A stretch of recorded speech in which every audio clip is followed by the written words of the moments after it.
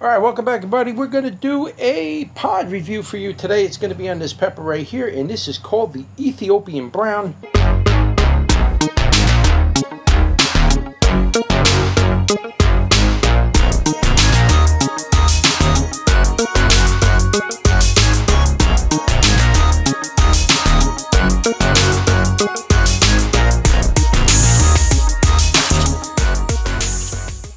Alright, welcome back everybody. It's getting late in the year and we're going to do another pod review. We got to get so many more of these pod reviews done. And we're going to work our way back here slowly because I have a injured spine. And I got to be careful how I maneuver today.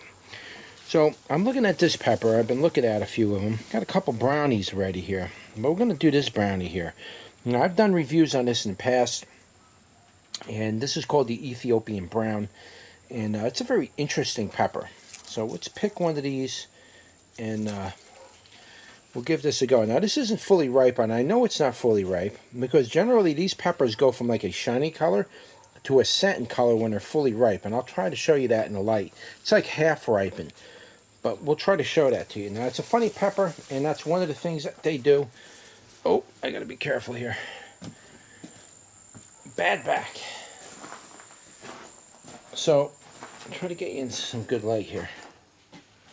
Okay, so if you look at the lower half of the pepper, I'm not sure if my camera will pick it up, but you can kind of see that it gets satin.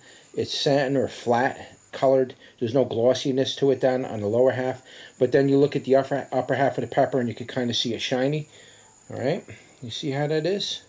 If you can kind of see that, when this pepper gets fully ripe, they really get a satiny color to it, and they're thin-walled, so they're better or best for drying. That's my experience with this pepper. And this pepper is kind of funny. It can be really easy to grow, or it can be very hard to grow. And sometimes you get lucky, sometimes you don't. It's a hit or miss kind of a pepper. I've had a couple of years go by. I mean, I did really good with it. I've wintered them over. I had all these pods. I never saved seed. I don't know why. Or I lost a seed. I think I saved seed, and now it's gone. But so I didn't have it. So I actually had to rebuy this pepper and regrow it. But you can do quite well with it. And especially if you winter it over. Again, this plant doesn't normally get too much bigger than like maybe 30 inches or something like that. Maybe 3 feet, and that's it. But it will put out quite a few peppers. The peppers can get quite long. They can get maybe almost double in size of this. And so they can get quite long. And they're just a gorgeous pepper. Very, very gorgeous type of pepper, and that is the Ethiopian Brown. So let's turn you around and let's give that a go. All right, welcome back, everybody. We're going to do a pod review for you today. It's going to be on this pepper right here, and this is called the Ethiopian Brown. And there it is. That's it. That's what it looks like. Nice little pepper. Now, these peppers can get much longer than this. They can go anywhere from 6 to maybe even possibly 8 inches long. And they're very thin-walled, and they generally, what I've noticed with this variety is they'll go from like a waxy, shiny color to when they fully ripen, they start to get like a satin or flat finish to it. It's not glossy anymore, and that's generally how I go by when they're ripe. Now, they do go from green to brown, and eventually, as they ripen up and the wall thins out, as they're ripening, that wall gets thinner. As that's happening, they start to get flat and satin. So that's how you know you're getting either too ripe or you know you're getting past that point. So here it is. Without any further ado, let's give it a go.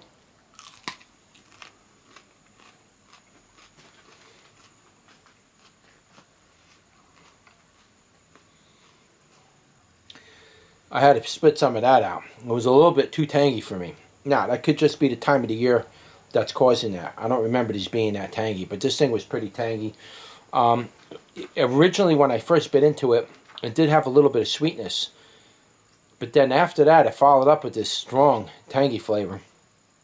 Wasn't make you want to vomit or anything, but it was pretty intense.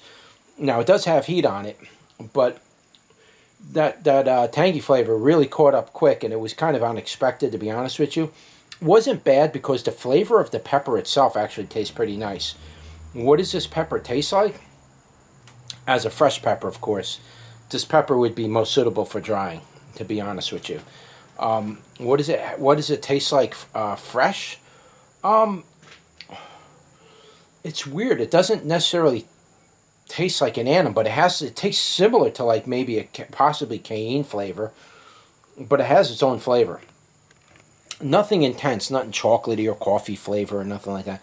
But it does kind of fall into that cayenne flavor, but it's just, there was that tangy part really kicked in. Now let's talk a little bit about this heat on this thing. Now the heat on this, now I'm pretty sure this is an annuum too. The heat on this is pretty strong. I'd put this heat at probably between 8 and 15,000, at least on this one. And if I go up that pepper a little more, I'm sure that heat will come up a little bit more as well. The heat on it was definitely up there.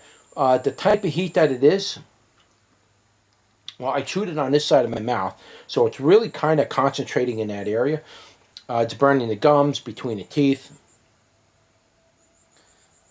top of the tongue, along the edge of the tongue, the lips a little, and it's really hitting the back of my throat pretty good. Actually, it's hitting the back of my throat more than really anywhere. So it's pretty intense, that part. It feels good. I like that throat burn a lot. It really, you know, if you got a little bit of a sore throat, man, that feels good on there, man. That feels real good.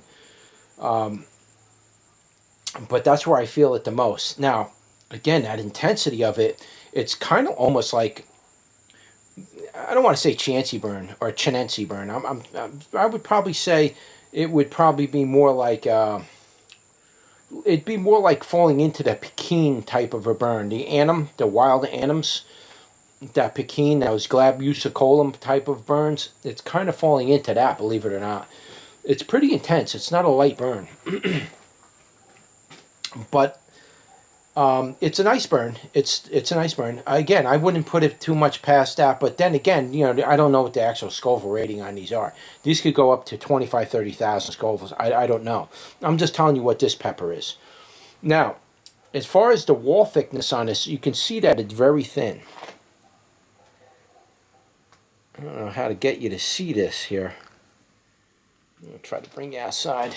Ooh, watch the back. Sorry about that.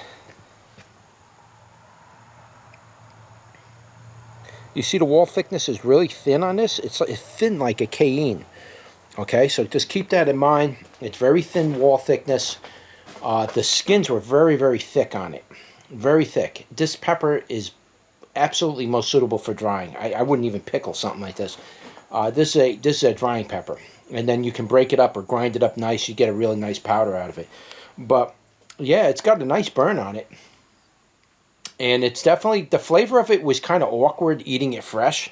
But again, this is a drying pepper, guys. Once you dry these peppers out, the whole flavor thing is completely different. I might start doing my reviews different in the coming years, where I do the fresh part of the review now, and then I'm not going to upload the video for, I don't know, several months, and then I'm going to have some of these pods that dry out, and then we'll do a review on it when it's dry and add that to the video. We'll do a wet, we'll do a dry video, a dry part, and then to give you an idea of the flavor, see what I'm talking about.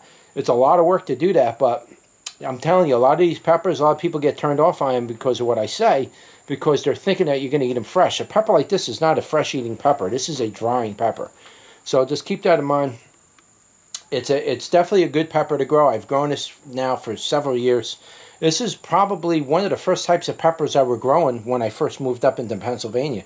So this one I've been growing now for close to 11 or 12 years now. So growing it on and off throughout the years. Again, I did really good on it when I first started growing it, and then it just became a challenge down the road. I don't know why. It could just be environmental changes. Who knows? But anyway, what I'm going to do, guys, is I'm going to put the information in the description below. I'll also leave a link in the description below that you can visit the website and purchase the seeds if you want to give it a grow for yourself. And that's really about it, guys. That was your pod review for the Ethiopian Brown. Hope you enjoyed the video. Don't forget to like, share, and subscribe. And I'll see you on the next one. Take care.